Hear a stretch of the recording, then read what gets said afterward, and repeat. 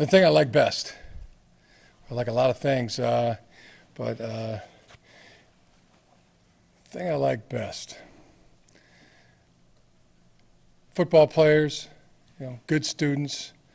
But I think the thing I like best is there's guys that really wanted to be at Michigan, and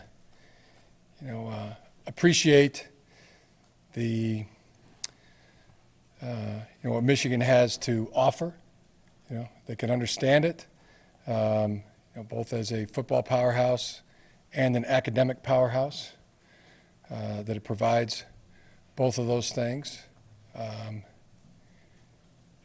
Nobody in there that really thinks they're doing us the favor. It's equal. So I think that's what I like the most. I like the production in football games. Guys that are record setters and they're state champions. There's very, very productive. And they're productive in the classroom. They're coming here to get a degree. Their parents expect that they will get a very good degree. They're not going to college to major in eligibility.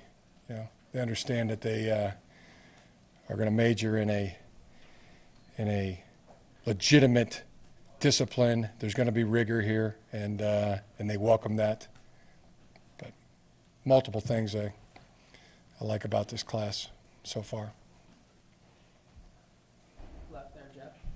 You guys announced yesterday about Shea Patterson. What are your thoughts about him coming in and what his role could be? To compete,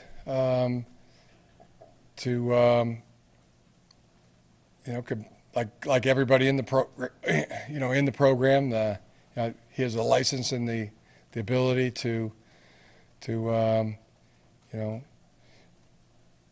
be a starter. As I told all three of the quarterbacks at the same time, the only thing that's guaranteed here is an opportunity. And if I was the mindset of Brandon Peters, I would say, Brandon, this is how he should think. He's the starting quarterback. He should take this job and run with it, and nobody's going to take that away from him. If I was Dylan McCaffrey, I would have the mindset of been on the scout team, been the scout team player of the year, but now he's going to get stronger, and doesn't matter how many quarterbacks are on the roster. Nobody's going to beat him out. And if I was Shea Patterson, I would have the mindset of, well, where did they get a load of me? So all three have the license and ability to be great. How good could Joe Milton be? What's his ceiling, and what do you see in his future? Well, believe it, just blessed by Mom, Dad, and God.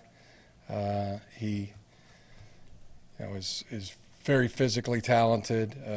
He's got a real fire to be great.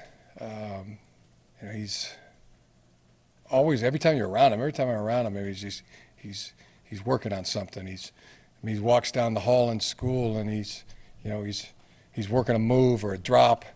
He thinks about football all the time. He's sending us videos, of daily progress. He can't. He's chomping at the bit to know the system, get the playbook, and he'll be here in 10 days. But he's got an unbelievable drive about him to be really, really great. I love that about Joe. Coach in the front here, Kyle. It's funny. Tell you a funny story. The first time, or one of the times Joe was here, and we were walking through Schembechler Hall, and we were just having a conversation. We stopped and we're looking at something on the wall, and Nick Eubanks was walking by and said, "Hey, Nick, come here, meet Joe Milton." And Nick's big guy, 6'5", bordering on 6'6", 235, 238. Joe's like 6'4.5", 6'5", and I could tell the way Nick walked over, it was like sizing him up and relax, Nick. He's not a tight end. He's a quarterback. Smiles broke out, and but I mean, that's Joe Milton is a well, I'm not going to put any labels on him, but you know, very impressive looking, and he keeps improving. You know, you ask him to do something and suggest something to him, and next thing you know, you got a video a couple days later, and he's doing it. So yeah, really excited about Joe. Over here, Kyle. Now that you've been through this early signing period once, just what are your thoughts on doing all this in such a busy time of year? Well, it has been good. You know, I was very excited last night. I had, you know, could hardly sleep. You know, the way I am the night before the signing day in February, and you know, experienced the joy of from the players, from their families, of today, and now we have 2 of those days in the signing period. So Was I'm happy. Any more difficult, like with full practice and trying to recruit at the same time? Yeah, managed it well. You know, it was maybe a little busier than would have normally been, but you know, there's those many hours in the day, and you just would have been. We were yeah, doing things at once. So, but not. You love doing it, so you know, it doesn't seem like working. Doing either. Coaching, recruiting. There's a love and passion there by our coaches for both. In the middle, John. Coach, back to Patterson just for a minute. Is it your expectation that he is going to be available to play in the fall? Don't know that. Over to your left, Coach. Aaron. Has the research decided on whether he's going to play or not? In the bowl game? Yes, he's playing. That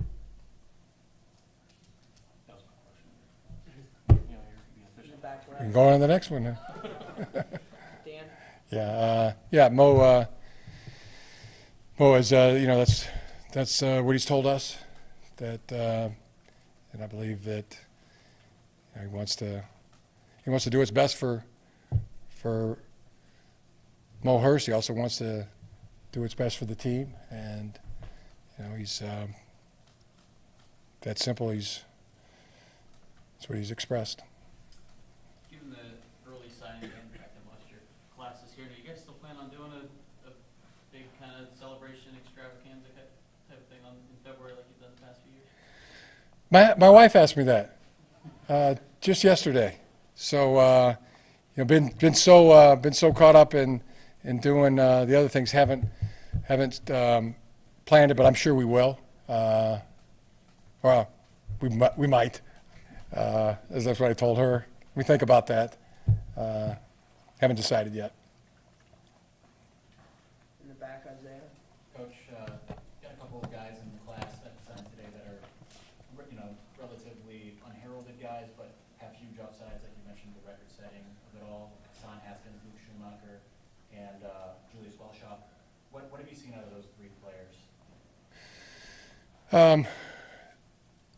Well, in particular, you know, with Luke, we saw, you know, long, fluid athlete, great length, was a quarterback, and speed. saw those things. He's transitioning towards being a tight end, and that's where we see his future being. He just had all the good qualities of that I've seen in other tight ends that we've coached and had great success playing football at that position. Football guy. Julius, very excited about Julius. He's got the frame, the tools, and very excited about him. Who was the other? Hassan, the tape. You watched the tape again. I mean, he's just so productive playing the game of football, and compare to a lot of high school backs across the country. He acquits himself very well. I'm very excited about him. Didn't mention Ronnie Bill. Did he sign today? I don't think he didn't sign his letter of intent yet. Okay.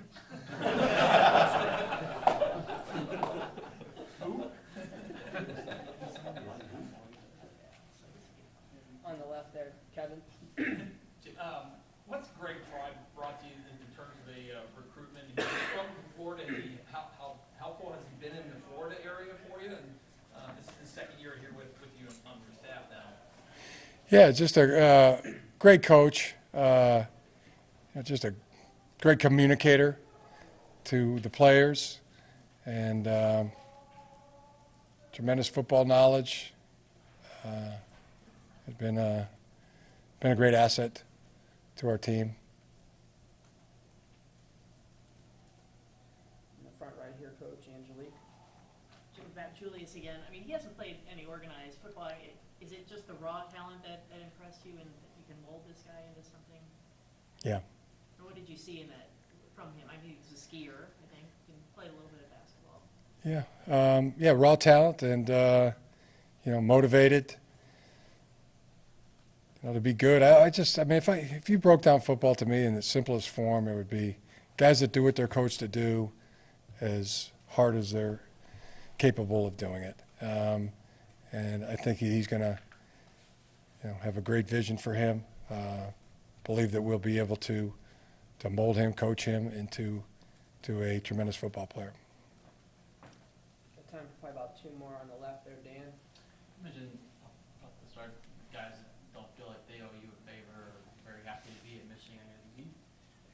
Not asking you to compare it all to former classes, but did you take an approach this year of maybe more of a different approach to the type of guys you brought in, or the developmental type guys you want to bring in this year? Same approach. Get guys that get the best grades, win the most awards, and excel at sports.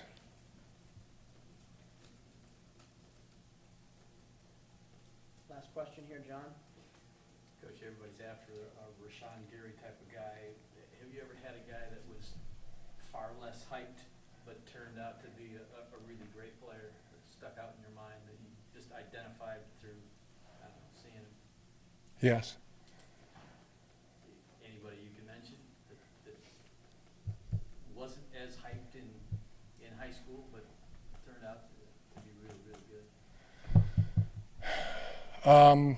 What do you mean hyped? Hyped by the shoe companies Got all and the media, had everybody, all the schools after him. I mean, somebody that wasn't, didn't have people maybe beating down his door as a recruit, but you saw something in him and he really panned out. yeah, all the time. NFL's full of them. Good college football players are, they're full of them. Personal experience, of course. That's